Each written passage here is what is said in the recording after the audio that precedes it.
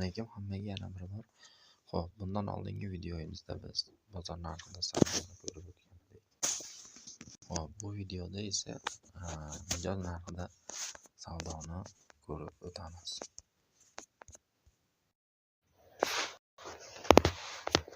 Mana ko'rib turganingizdek, mana bu yerda mijoz narxida men shuncha buyurtma berganman.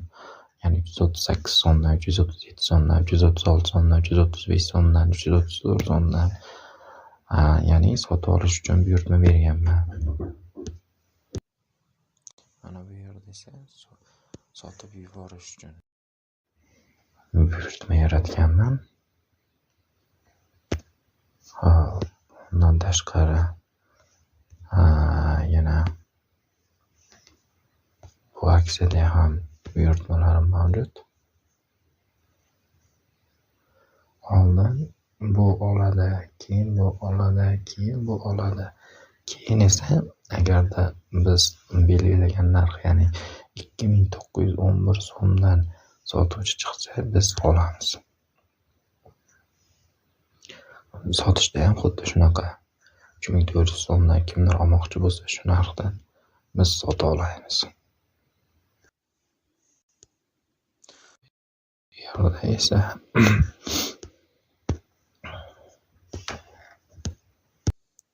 bu aksiyada ko'radigan bo'lsak, mana 72 so'mdan mijoz narxida olish uchun buyurtma yaratganmiz va 860 so'mdan 5 taga, bu yerda esa sotish uchun buyurtmaga, ya'ni buyurtma qilganmiz.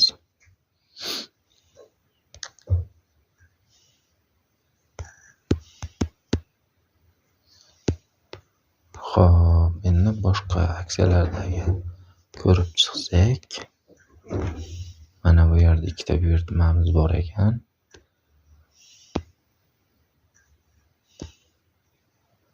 Bunisi sotib olish uchun buyurtma, 3 ta aksiya 906 so'mdan. Bu yerda esa adashmasam 2 ta aksiya qo'yilganida, mana bu ikki raqami shu narxdan nechta sotuvchi borligi. Ya'ni ikkita sotuvchi bor. Mendan tashqari ya'ni bitta sotuvchi bor. Mana bu qolgan hammasi bitta inson sotadi. Mana ko'rib turganingizdek. Bu tomonda ham xuddi shunaqa.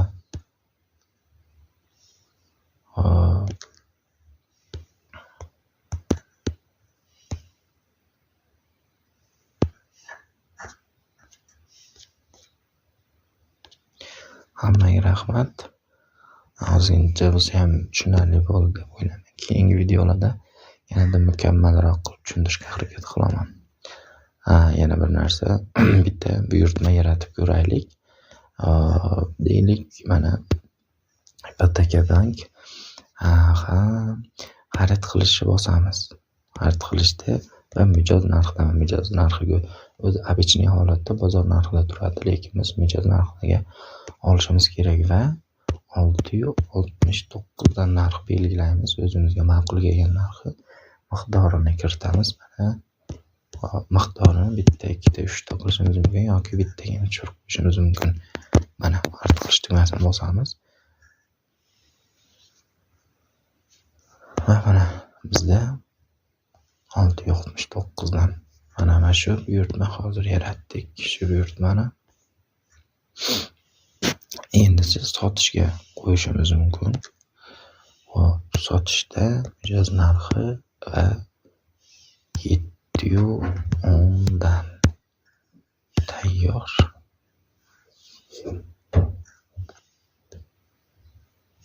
Mana ko'rishimiz mumkin. Stakanni ko'rganimizda bizda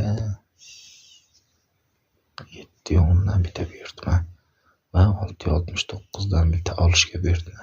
Bu ikkitasi mijoz narxida. Hammaga rahmat. Keyingi videolarda ko'rishguncha